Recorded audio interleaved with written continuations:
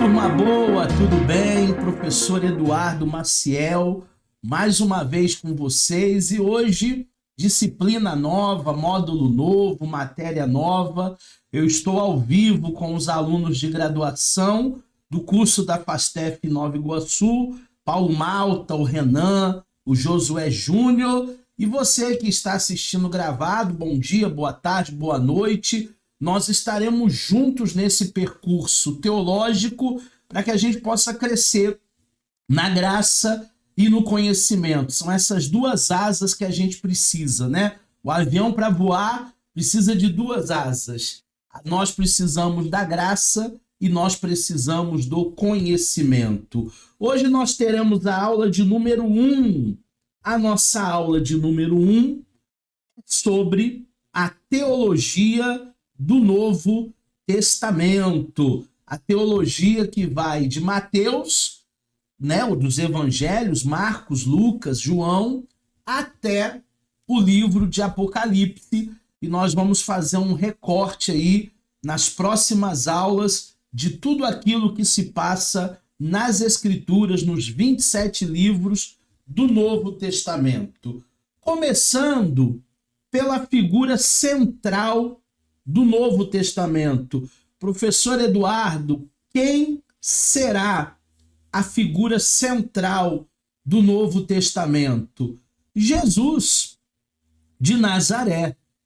Jesus de Nazaré é a figura central do Novo Testamento. Eu costumo dizer, os meus alunos mais antigos já me ouviram falar, que o Antigo Testamento é uma casa mobiliada, porém mal iluminada. Esse é o Antigo Testamento. Já o Novo Testamento é essa mesma casa mobiliada, porém agora iluminada. Essa casa que é iluminada, que a luz começa a brilhar, é o que nós chamamos de Novo Testamento. E a figura central deste Novo Testamento é Jesus de Nazaré. É o que nós vamos estudar na aula de hoje. Jesus de Nazaré viveu faz mais de 2000 anos, num espaço muito reduzido do mundo. Quando Paulo disse, né, que o evangelho tinha sido pregado em quase todo o mundo, na realidade era um espaço muito geográfico reduzido, né? Uma parte da África, do Oriente Médio, da Ásia e um pedaço pequeno da Europa. Faltava muita coisa para ser descoberta ainda. Foi na Palestina, nos tempos de Herodes, de Pilatos, de Caifás, que Jesus ele viveu. Jesus ele foi contemporâneo a Pilatos, aquele que lavou as mãos para não condenar o Cristo. Foi Caifás, sumo sacerdote, Herodes, grande imperador, grande déspota da época. Foi nesse tempo que Jesus ele viveu na Palestina. Sabemos que Jesus ele era judeu e ele cumpriu todos os ritos da religião judaica, foi circuncidado, fez o bar mitzvah, observava o sábado. Pertencia a um povo no qual não se distinguia o que era religião e o que era política. Parece que hoje não está muito diferente, não. Parece que em alguns púlpitos se fala mais de política do que de Jesus, né? Infelizmente. E parece que os políticos de plantão, eles acabam trazendo a oratória, a dialética, o discurso religioso para ganhar aí alguns votos. Então, política e religião eram coisas intrínsecas na época de Cristo. As duas coisas se confundiam a tal ponto que era difícil traçar uma linha divisória entre ambos. Essas duas coisas estavam tão confusas, mas tão confusas, que era muito difícil enxergarmos, na época de Cristo, religião como religião, judaísmo como judaísmo, a posteriori cristianismo como cristianismo, e desassociar da política. Parece que a política andava de mãos dadas, junta mesmo, com a expressão religiosa. E eu já venho falado nas minhas aulas de grandes malefícios quando nós que somos cristãos, nós que somos cidadãos, que temos o dever de ir às urnas de 2 em 2 anos, de 2 em 2 anos tem eleição. Ano sim, ano não, temos que ir às urnas, exercer o nosso dever de cidadão. Mas é muito ruim quando a palavra do Senhor nos púlpitos ela é substituída por uma campanha política, por uma bandeira, um ideal apenas político. Na época de Jesus, a Palestina estava submetida ao poder romano, que dominava o seu território através do seu procurador ou também governador. Foi nesse país que um homem com aproximadamente 30 anos de idade sai de uma cidadezinha chamada Nazaré da Galileia e pelos campos e cidades começa a anunciar uma mensagem de amor, uma mensagem de fé, uma mensagem de liberdade. Jesus ele começa a anunciar o evangelho. Jesus ele começa a pregar as boas novas. Jesus ele tem um discurso de amor, de fé. Jesus ele tem um discurso de liberdade e não era um discurso escravizador da religião. A religião muitas vezes, com seus dogmas, com suas obrigações, com tantas coisas, tantas cobranças, faz com que o discurso religioso seja um discurso ali até amedrontador, até intimidador. Jesus não. Jesus ele traz liberdade, Jesus ele traz amor, Jesus ele traz fé e Jesus ele vem de uma cidade chamada Nazaré da Galileia, que não era uma cidade assim muito badalada, não era uma cidade assim aonde as pessoas marcavam para ir visitar. Até mesmo quando Filipe disse que encontrou o Messias, o Rei dos Reis, alguém perguntou, ele veio da onde? E Filipe disse, ele veio de Nazaré. Mas pode vir alguma coisa boa de Nazaré? Então Jesus ele era também um improvável. Ele nasce numa cidade improvável, ele nasce numa estrebaria, num lugar muito simples ali, onde se cuidavam de animais, aonde José e Maria estavam em fuga ali do exército romano, tamanha era a tensão, a perseguição daquela época, e Jesus ele não nasce num berço de ouro, como algumas pessoas podem pensar ou imaginar. Jesus ele não vem de um sangue azul. É por isso que os judeus não o receberam. Por isso que o povo da promessa ficou meio assim, né? Porque não era um Jesus monarca, rei, que eles esperavam. Eles esperavam um Jesus de sangue azul, eles esperavam um político, alguém muito influente, de uma família muito abastada, e não foi esse o quadro que o nosso Senhor e Salvador ele nasce. Não foi nessa perspectiva. Todos se sentiam atingidos por sua vida. As intuições do sumo sacerdote, de vários grupos religiosos e sociopolíticos, antes de sua vinda pública, ele desempenhou funções de carpinteiro. Não confunda com marceneiro, tá? Porque talvez nos filmes você vê Jesus lá, junto com o pai dele, José, construindo móveis, ajeitando móveis. Essa não era exatamente a função de Jesus. A função de Jesus era carpintaria. Toda aquela obra que se faz com madeiras na preparação das casas, né? Hoje o carpinteiro é aquele que prepara muitas coisas para o pedreiro. É aquele que vem com as madeiras e coloca colunas e prepara ali bonecas para se encher ali as colunas de concreto. Todo esse trabalho de preparação na obra com madeiras, ela é feita pelos carpinteiros. Ele falava em aramaico e a essência de sua pregação era: o reino de Deus está dentro de vós. Olha o cerne da pregação de Cristo.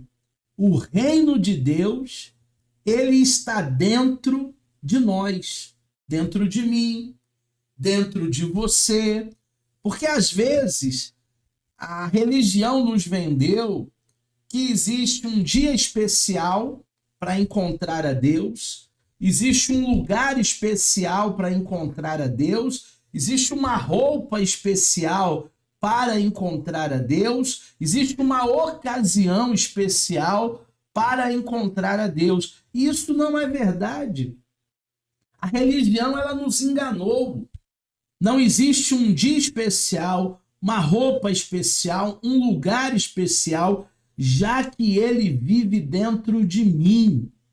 Emanuel, Deus conosco. Zoe, a própria vida de Deus em nós. Deus, ele habita em nós. Nós somos templo do Espírito Santo. E essa era a mensagem de Jesus. O reino de Deus, ele está dentro de vós. Ele ensinava por parábolas, maneira mais fácil, né, de alguém entender uma verdade. Ele ensinava com exemplos de vida, com aforismos. Ele ensinava a vontade do Pai que o enviou. Além de ensinar, Jesus também praticava. Não era só teoria, era prática, com atos de misericórdia, de caridade, de perdão.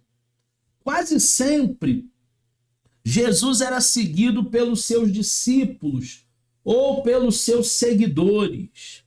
As mulheres, por exemplo, o acompanhavam em suas viagens.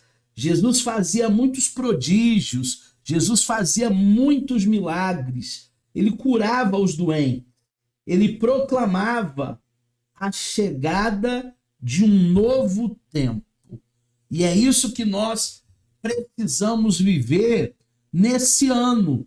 Um novo tempo, um novo ciclo, novas conquistas, novas atitudes, nova fé, porque o novo de Deus já chegou na minha e na sua vida. As coisas velhas, as coisas do passado ficaram lá atrás. Eis que tudo se fez novo. Então é momento de nós entendermos a nossa nova identidade, a nossa nova atitude em Cristo, o nosso novo propósito, a nossa nova atitude.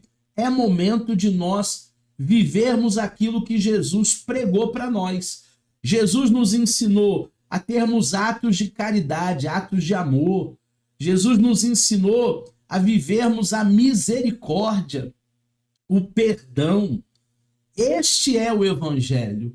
O Evangelho é perdão, o Evangelho é misericórdia, o Evangelho é amor.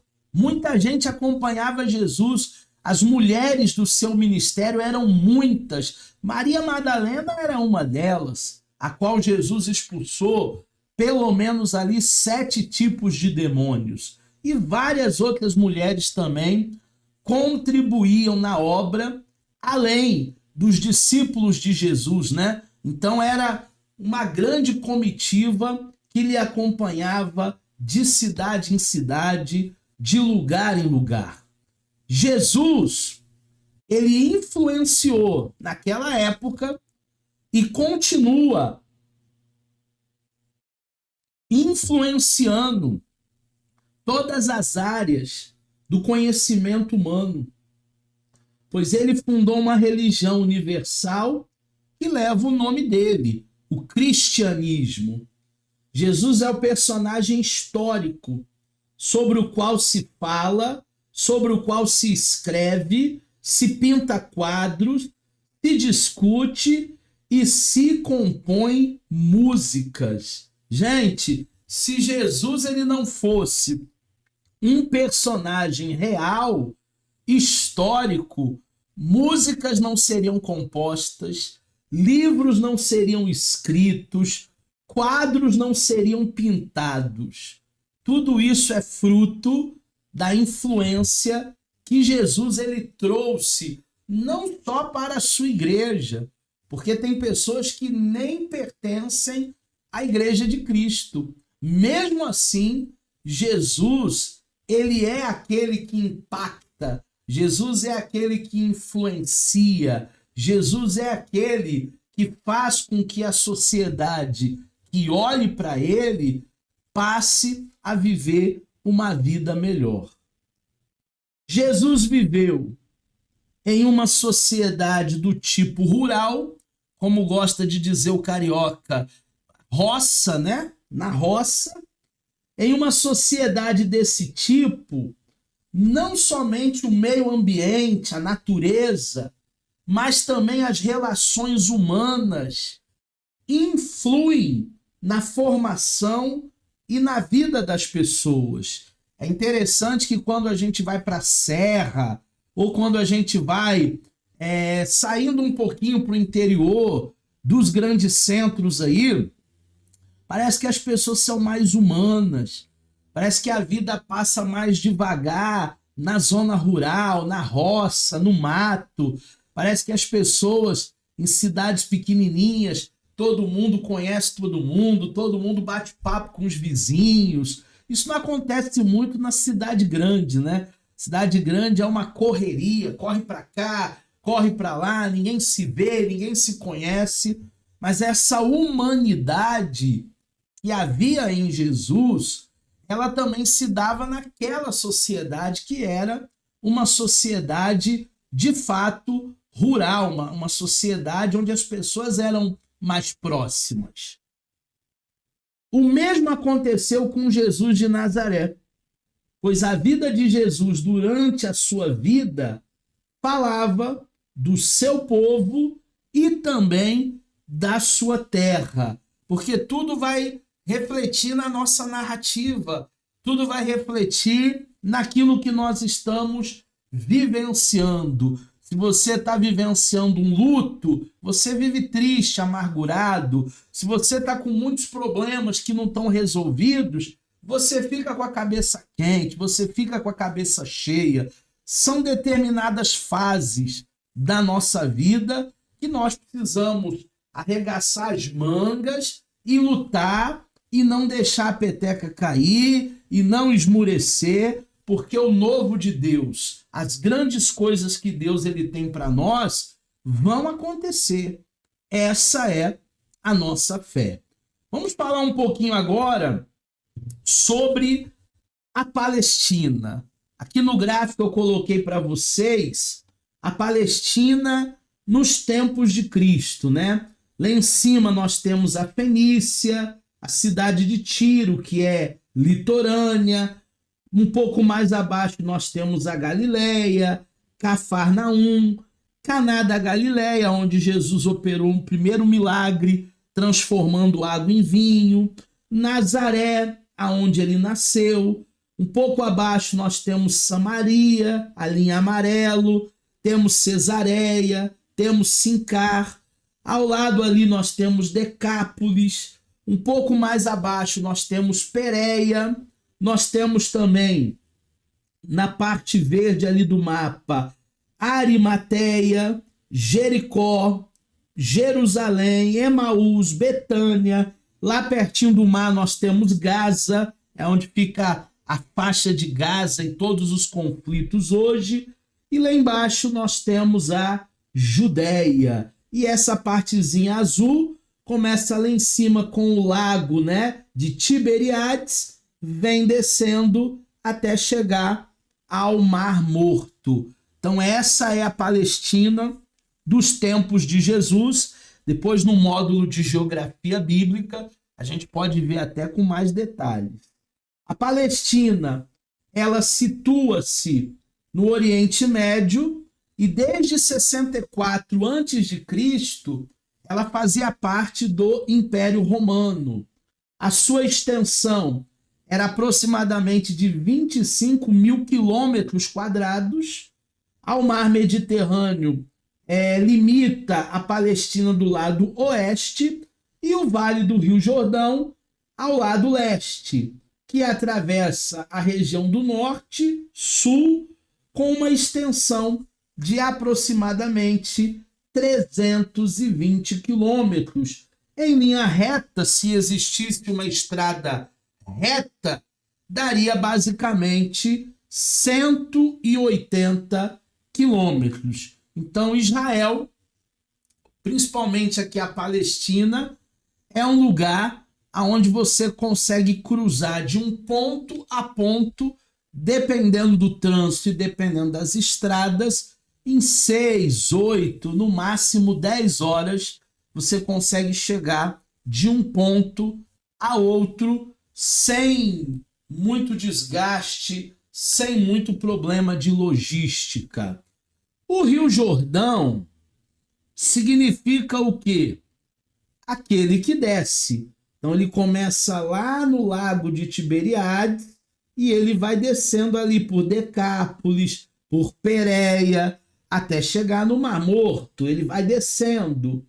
Ele passa por uma altitude de 520 metros acima do nível do mar, em sua nascente para 392 metros abaixo do nível do mar, e quando ele desemboca lá no Mar Morto, atualmente o Rio Jordão é uma zona de fronteira entre Israel e a Jordânia. Então essa parte aí da Pérea, de Decápolis, hoje é chamada de Jordânia. Interessante do Rio Jordão é que quando as geleiras do Monte Hermon, no verão, vêm a derreter, o rio começa a ter um fluxo muito maior de águas, porque são as águas do Hermon, né? Que descem do Hermon, águas congeladas ali. E aí o rio ele fica muito mais cheio, desembocando no Mar Morto, aonde não há vida marinha, porque o Mar Morto ele não quer dar nada para ninguém. O Mar Morto ele só quer venha a nós. Ele só quer receber e ele não deságua nada que ele recebe. Por isso, a alta taxa ali de sal e por isso não haver nenhuma vida marinha no Mar Morto. Você tenta afundar e você boia no Mar Morto, porque ele não deságua e ele não dá nada a ninguém, ele não entrega nada que ele recebe. Por isso, ele acaba morrendo em si mesmo. Continuando falando da Palestina, no Novo Testamento, no Evangelho de Mateus, distingue-se a região do Jordão, Mateus 3, versículo 5, e é regido do outro lado do Jordão, Mateus 4, 15, 19, 1, João 1, 28, João 3, 26 e João 10, 40. Todos esses versículos vocês podem anotar e depois vocês podem dar uma lida sobre essa fronteira do Jordão, que se situa na margem esquerda do rio, habitada por não israelitas, ou seja, não judeus, gentios, que hoje nós chamamos atualmente de Transjordânia. Então, de um lado, nós vamos ter a Jordânia, do outro lado, nós vamos ter a Transjordânia e o rio ali, Jordão, separando essas duas regiões atualmente no mapa político da Palestina. Agora vamos falar de um tema muito importante que nós iremos trabalhar nesta aula de hoje, que é a divisão territorial, a importância do lago de Tiberíades. Essa é uma foto real. Tá vendo esse barquinho lá em Israel? Ele está navegando lá no lago de Tiberíades, que nós vimos no mapa há pouco lá da Palestina, fica lá em cima, né? Antes do Rio Jordão descer e parar lá no Mar Morto. E nós vamos ver hoje essa divisão territorial. Nós vamos ver hoje alguns momentos importantes aí para que a gente possa compreender e ter um pano de fundo da terra, do lugar, da habitação aonde Jesus viveu. No tempo de Jesus, o país estava dividido em 3 regiões: Galileia, Samaria e Judéia. A região da Galileia situa-se ao norte. Em sua parte montanhosa estão as cidades de Naim. Naim não é o nome do marido da viúva não, tá, pessoal? Naim é o nome do viúvo, é o nome do marido. Lucas 7, 11 e 16. Além de Naim, nós temos Caná, onde Jesus transforma água em vinho. João 2, do 1 ao 12. E entre elas encontram-se a cidade de Nazaré, onde viviam os pais de Jesus, Maria e José. Lucas capítulo 1, versículo 26. E aí foi criado Jesus. Lucas 2,39 e Lucas 2,51. Teve um aluno que me perguntou por que a Bíblia não narra os episódios da infância de Cristo. E aí eu respondi para o aluno que a infância de Cristo ela não é relevante biblicamente falando, porque Jesus ele foi uma criança absolutamente normal. Jesus não foi um extraterrestre. Ele crescia em graça e em sabedoria. Então ele se desenvolveu como uma criança qualquer. Teve as brincadeiras da época, foi para a sinagoga estudar a lei, se alfabetizou, falava aramaico. Ele era uma criança exatamente normal. Então, a Bíblia Sagrada ela não contém a infância de Cristo, só mesmo aquele episódio com 12 anos, que ele se perde de Maria e de José em Jerusalém, e depois ele está lá no templo, ele é achado lá no templo. Mas fora isso, é irrelevante a infância de Cristo, porque para nós não vai haver nenhum tipo de revelação. Agora, a partir dos 30 anos, quando ele desenvolve o seu ministério, aí nós temos nos seus 3 anos e meio aqui na Terra, ministerialmente falando, uma grande obra, um grande legado. A parte mais plana da Galileia situa-se justamente ao redor do lago ou do mar da Galileia. Tem gente que diz que é lago, tem gente que diz que é mar. Mateus 4, 18, 15, 29, Marcos 8, 22. Ou também chamado Mar de Tiberíades, João 6, 1, 21, 1. Jesus ensinava às margens do mar da Galileia, Mateus 4, 1, e Jesus ele frequentava as margens do mar de Tiberíades, porque ao longo das margens do lago se desenvolvia a vida pesqueira, que era a sobrevivência do povo. Aquele povo vivia muito da pesca, vivia muito da pecuária, e ali havia um trânsito de pessoas, um vai e vem de barcos muito grande. Foi nesse cenário que Jesus ele aproveitou para disseminar a sua palavra, para pregar o evangelho. Como ouvirão se não há quem pregue? No livro de Albert Schweitzer, A Descoberta do Jesus Histórico, esse livro fala de exegese atual, nós encontramos uma seguinte questão: por que Jesus é achado frequentemente ao redor do Mar da Galileia e também aos redores do Mar de Tiberíades, do Lago de Tiberíades? E o mesmo autor, o Albert Schweitzer, ele vai responder.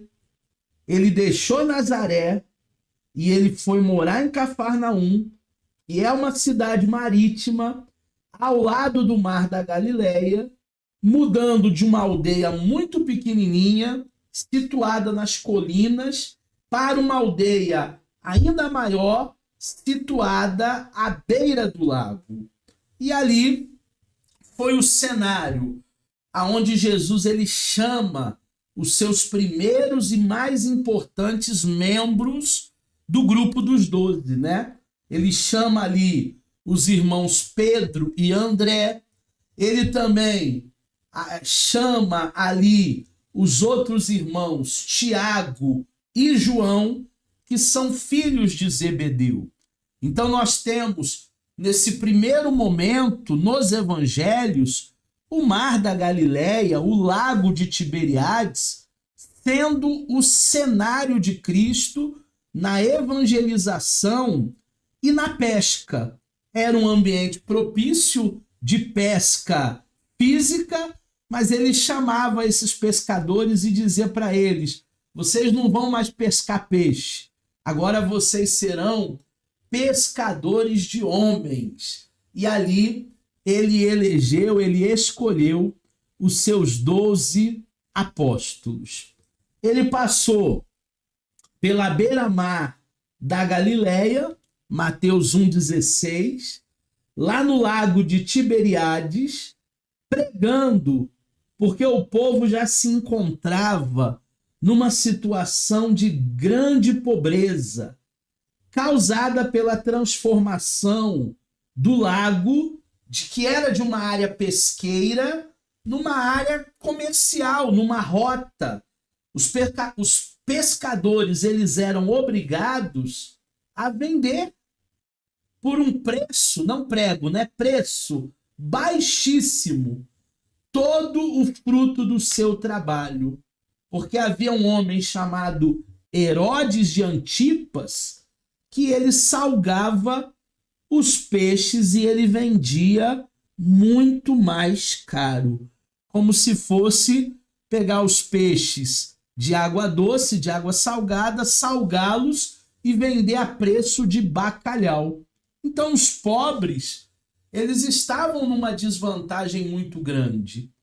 A desigualdade social, ela não é uma coisa do nosso tempo, ela é uma coisa de tempos passados. O pobre cada vez vê menos perspectiva de luta, de vitória, de prosperar. E o rico cada vez está numa situação mais cômoda com os seus investimentos, com os seus lucros, com a sua expertise. Essa era a fotografia nos tempos de Cristo e essa também é a fotografia no tempo em que nós estamos vivendo. Muita gente abaixo da linha da pobreza. O cristianismo, como religião, não veio existir do nada. Jesus não caiu de paraquedas, não veio a existir num vácuo, mas essa religião chamada cristianismo se formou no primeiro século da era cristã. Portanto, somente poderá ser entendida no ambiente daquele século. Então, nós não vamos entender a criação, a pregação do evangelho, nós não vamos entender o pano de fundo do cristianismo se nós não nos debruçarmos no momento em que a sociedade estava vivendo: momento político, momento social, momento religioso. E aí eu coloquei pelo menos cinco momentos que nós precisamos entender. 5 aspectos. O primeiro aspecto é o mundo greco-romano, que daqui a pouco eu vou detalhar. O segundo aspecto são as religiões do mistério. O terceiro aspecto é o culto ao imperador, e o imperador não é o Adriano que jogou no Flamengo, né? São os imperadores romanos. O quarto aspecto é o mundo judaico. E o quinto e último aspecto, que nós vamos ver ainda nessa aula, é sobre os filhos de Herodes. Esse é o recorte da aula de hoje. É isso que eu quero conversar com vocês a partir de agora. Entendermos a ambiência, entendermos o ambiente aonde Jesus se encontrava, aonde a sua fé foi propagada e quem era o tipo de pessoas que viviam o início do evangelho no primeiro século. Vamos entender o mundo greco-romano. A cultura greco-romana, ao longo de sua história, trazia em seus vestígios as influências dos impérios mais antigos, os impérios passados. Primeiro, o Egito, depois o Império Babilônico, depois o Império Sírio, até chegar a Israel. Então havia sim uma influência, havia sim vestígios de coisas que eles viveram no passado, eram marcas na história.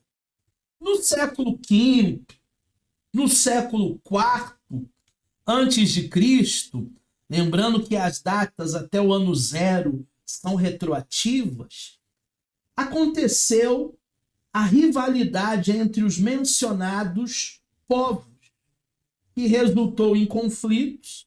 Mais tarde, a invasão de Alexandre Magno em quase todo o Oriente Médio.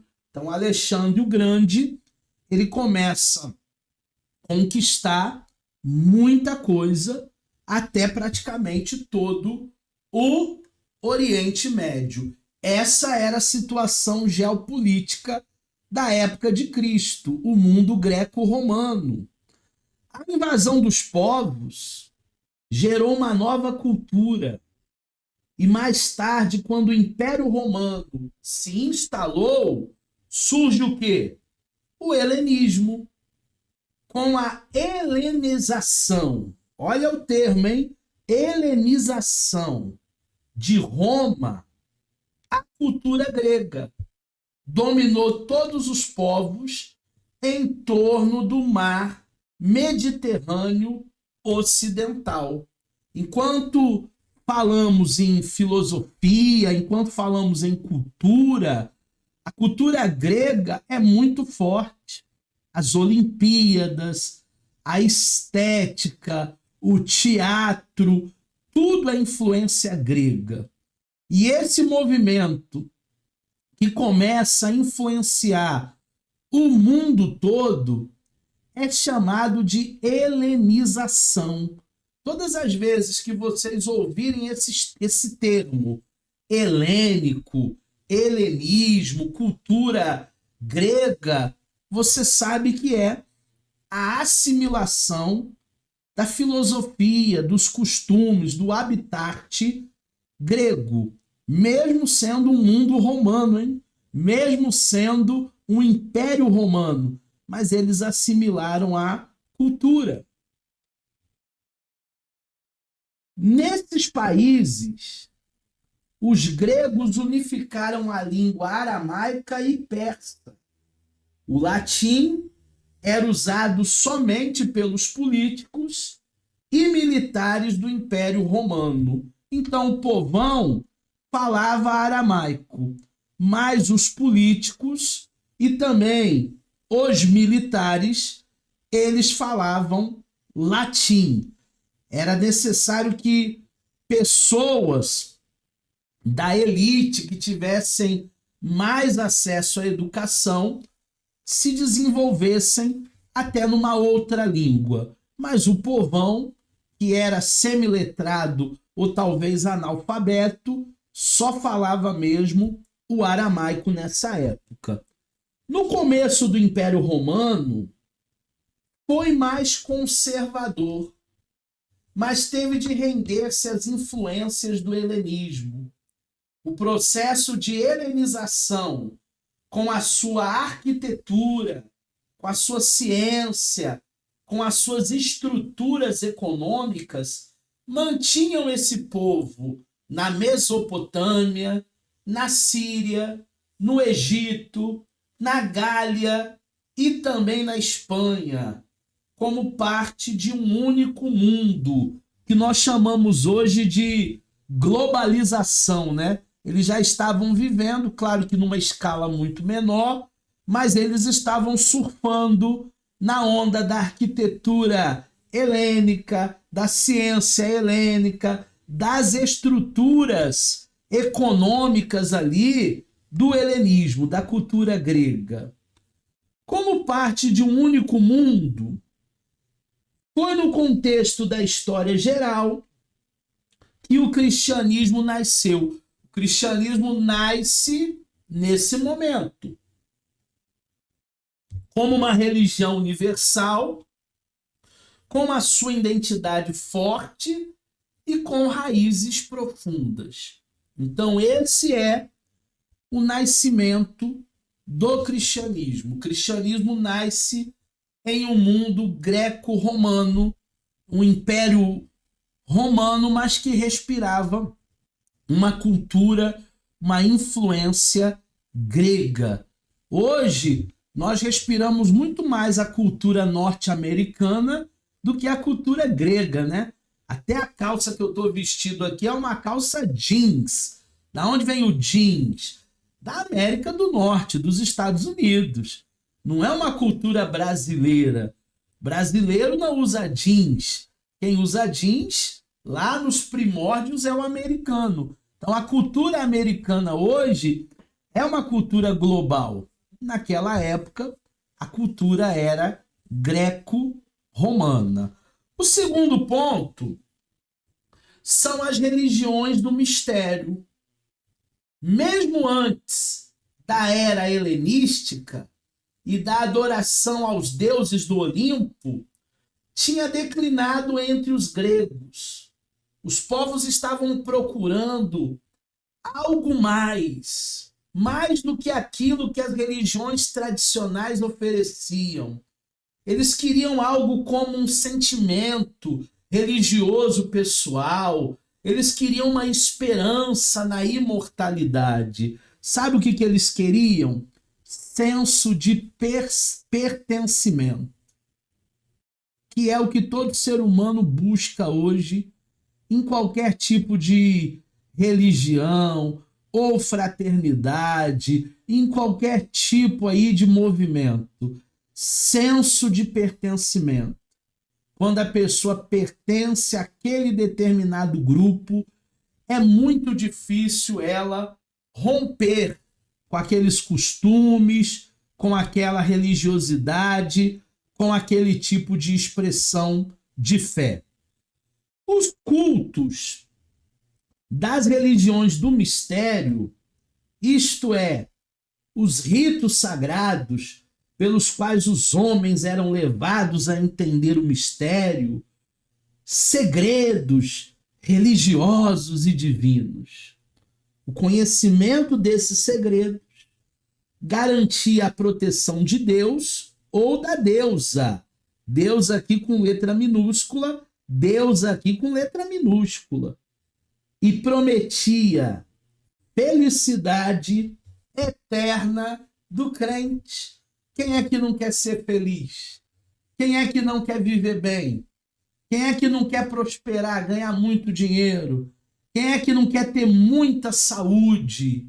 Quem é que não quer ter muitos amigos? essa religião do mistério, ela trazia essa oferta de que as pessoas seriam felizes, de que a dor dela seria atenuada, a tristeza dela diminuiria. Os mais antigos e mais populares cultos dos mistérios helenísticos foram os cultos ao deus chamado Dionísio, lá na mitologia, o deus do vinho, que na outra mitologia é Baco, né? Na filosofia grega, eu acho que é Dionísio. Na filosofia romana é Baco. Seus devotos, um jejum, purificação, ingestão de vinho, entravam num estado de êxtase divina que lhe permitia uma união mística com a divindade Dionísio. Então eles iriam nesses encontros, eles iriam nessas reuniões, eram chamados bacanais, e ali eles ficavam bebendo vinho horas e horas, dias e dias, porque ali eles achavam que encontravam-se com a divindade. No começo da era cristã, os mistérios dionísticos eram celebrados em todo o mundo greco-romano. Então, esses bacanais, essas festas, em todo o mundo greco-romano, era um costume, era um hábito deles estarem em jejum por um tempo e depois colocarem o pé na jaca. Nas religiões do mistério, a ênfase era colocada nos ritos externos. Assim, a salvação era garantida meramente por uma cerimônia de iniciação. Entretanto, mencionadas religiões alimentavam uma crença na vida além do túmulo e estimulavam o recorrer aos deuses, a meditação e as reflexões sobre a divindade faziam parte da vida dos povos do Oriente. Então a salvação chegava para eles só mesmo através de uma iniciação. Se eles fossem iniciados naquele movimento, naquele banquete a Baco ou a Dionísio, regado de muito vinho, então ali eles obteriam a salvação dos deuses. Essa era a religião dos mistérios na época de Jesus. Nós temos também um terceiro aspecto, que é o culto ao imperador. O imperador era uma figura divina, o imperador era uma espécie de Deus. A noção da divindade dos reis era uma ideia antiga e comum no Oriente. Alexandre o Grande percebeu que seus súditos orientais egípcios consideravam-o como um deus. Seus sucessores, Seleucidas e Ptolomeus, assumiram até títulos divinos. Por exemplo, Antíoco IV e Epifanes. Olha só, o título divino de Epifanes era Antíoco IV, Deus manifesto. Então eles se empoderavam com a ideia de que eram divinos. E nós sabemos pela Bíblia Sagrada que divino só existe um, né? Que é o nosso Deus, digno de todo louvor, de toda honra, de toda glória, e que não aceita dividir a glória dele com nenhum outro Deus.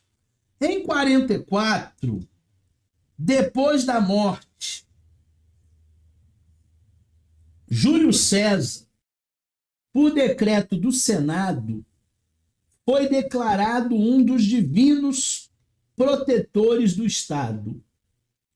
Imperadores posteriores exigiram abertamente honras divinas durante a sua vinda. Se Júlio César recebe essas honras aí como um ser divino, protetor do Estado, eu também quero, mas eu não quero depois que eu morrer, não. Eu quero enquanto eu estiver vivo. Eu quero que as pessoas me adorem enquanto eu estiver de olhos abertos aqui nesse mundo.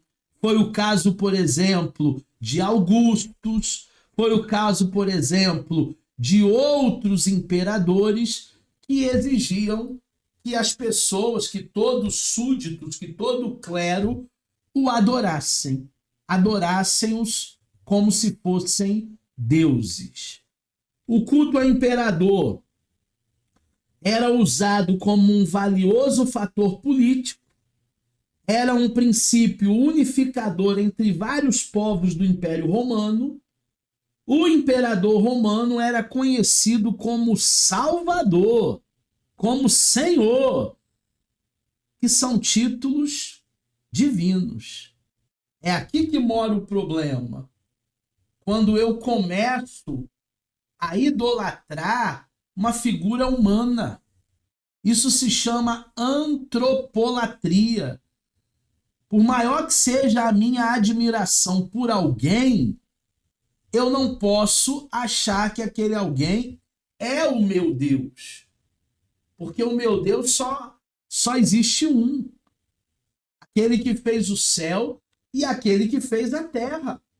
Então os cristãos eles vão entrar em rota de colisão porque eles não vão querer adorar o imperador. Os cristãos não reconheciam a divindade do imperador, pois para eles somente Jesus Cristo era o único Salvador, era o único Senhor. E por isso os cristãos eles se recusavam a participar do culto do imperador. As autoridades romanas, por sua vez, elas não aceitavam a recusa dos cristãos. Elas obrigavam que os cristãos adorassem sim. E o choque, então, foi inevitável.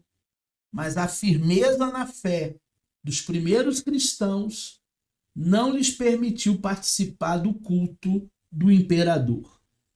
E se for necessário eu morrer para não adorar o imperador, eu vou morrer.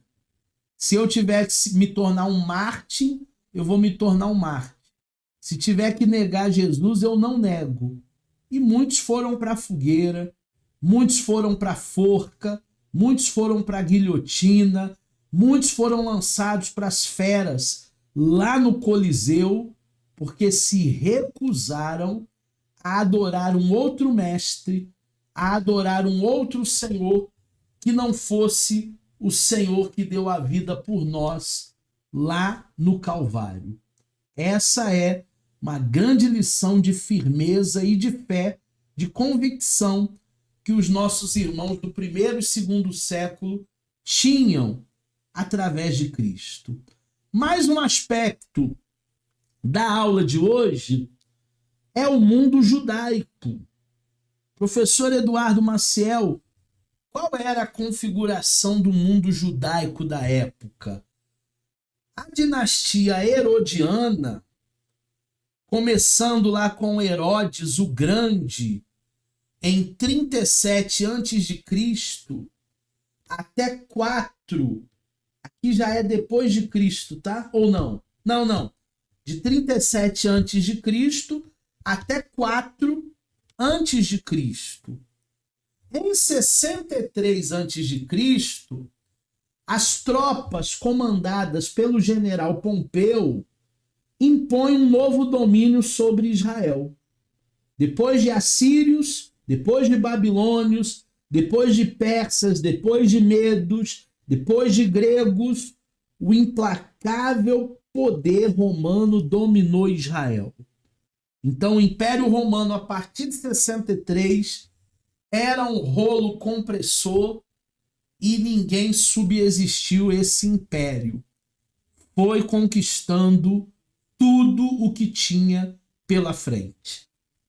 Para assegurar o seu poder, os romanos serviam-se do apoio de vários grupos.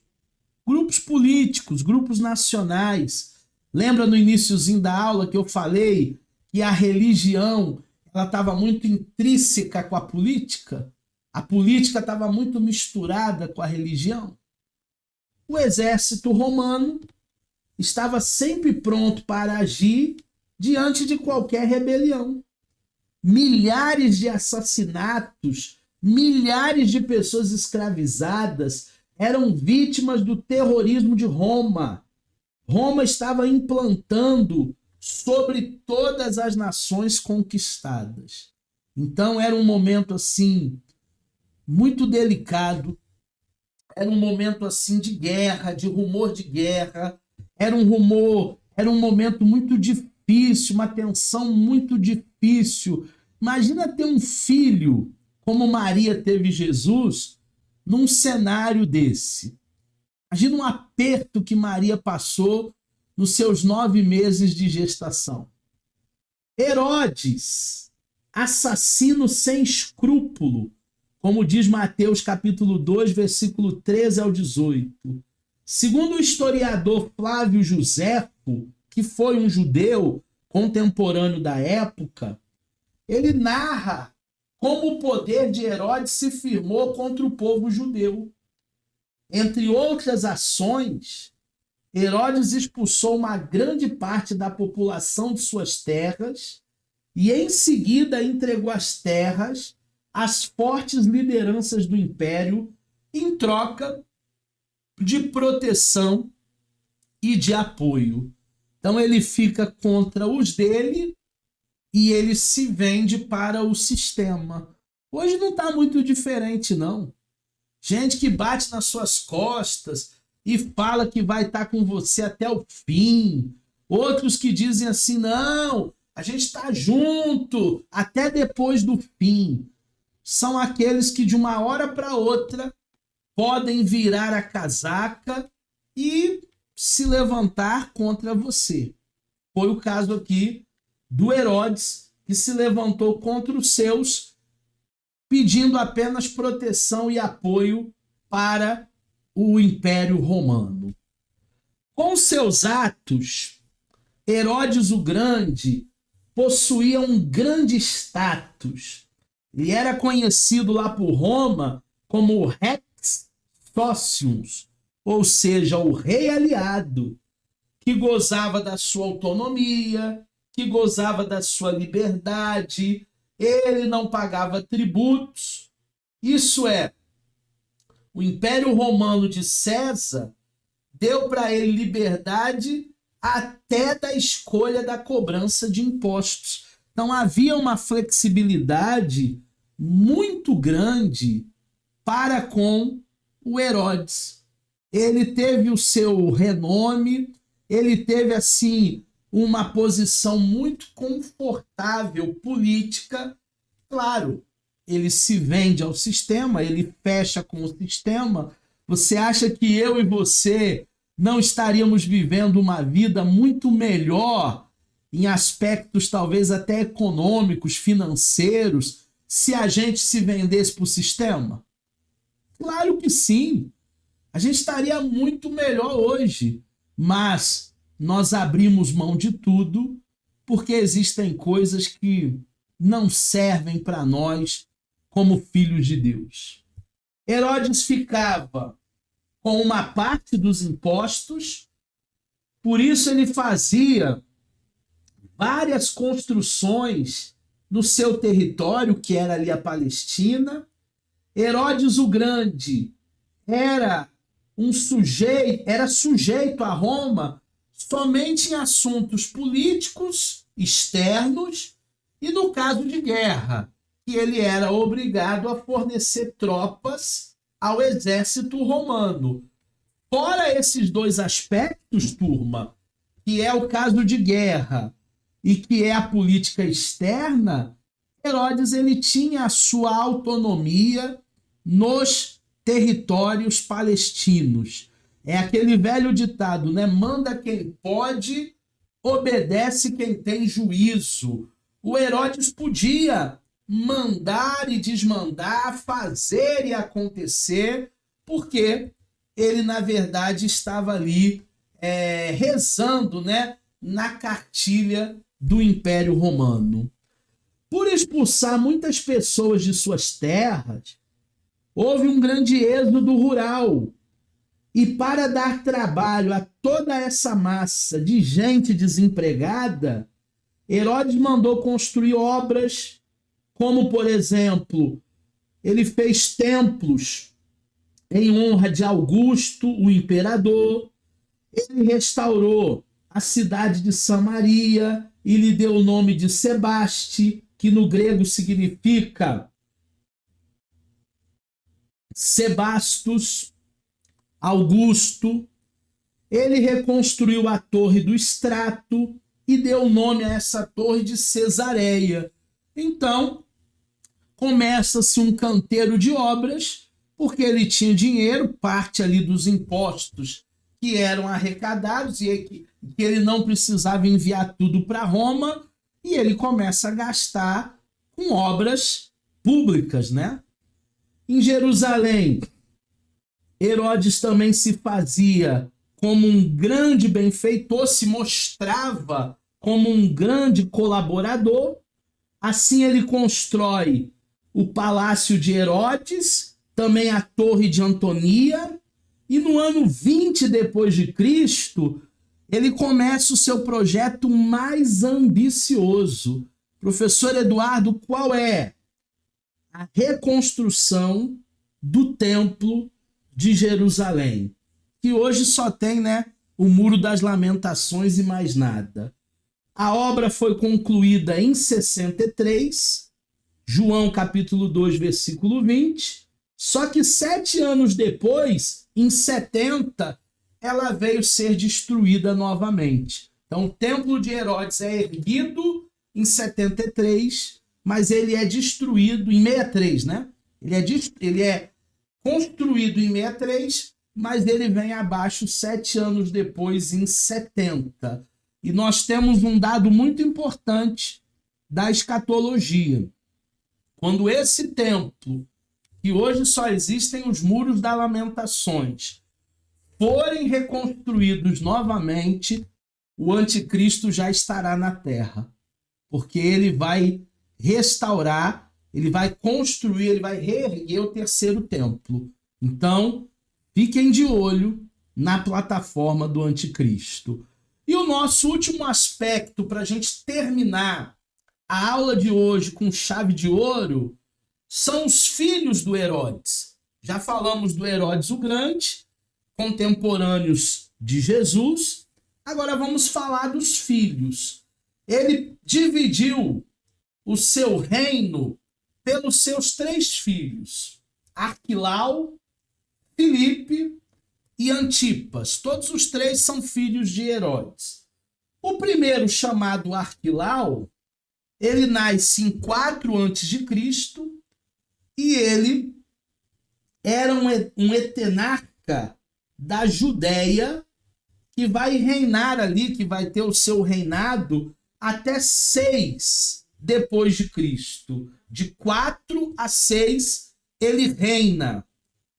E ele é um etenarca porque as cidades da Judéia, da Idumeia e de Samaria estavam sobre a sua jurisdição.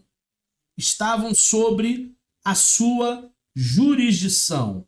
Filipe, o segundo filho do Herodes, ele começa a reinar também em 4 e ele reina até 34 depois de Cristo. Ele foi um tetrarca porque ele reinou em 4 cidades, né?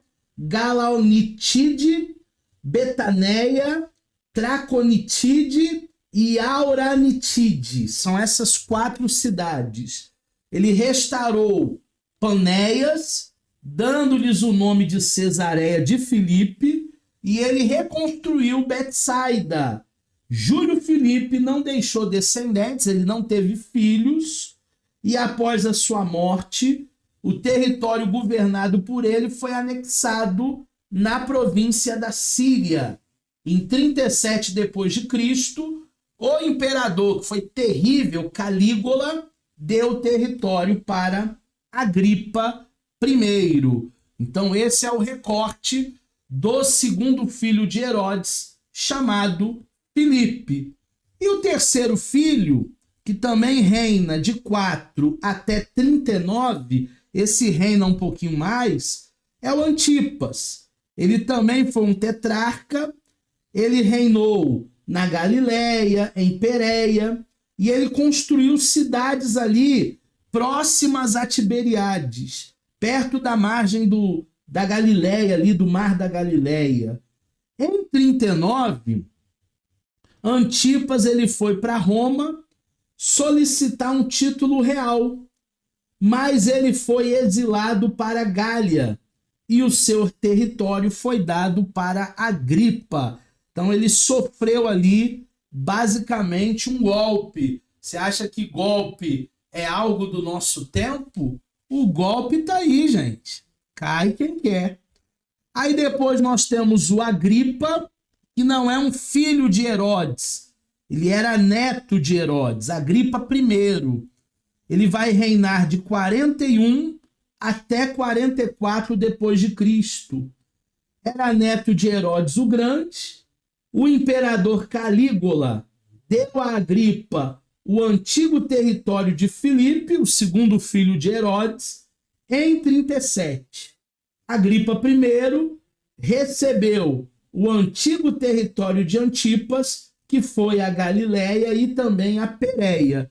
Então, o Agripa I ele fica com as terras ali, a jurisdição de dois tios, né? De dois filhos de Herodes. Ele sendo neto, já uma nova geração ali, ele assume, né, o que era de Antipas e também assume o que era de Filipe.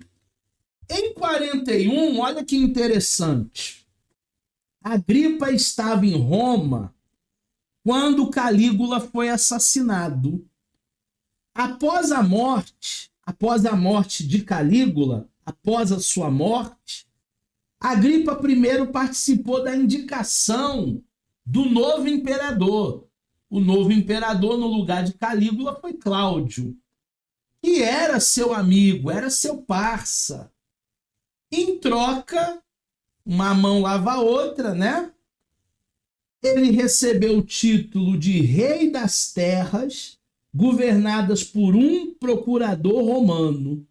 E assim, em 41 depois de Cristo, Agripa I governava o reino de Herodes o Grande.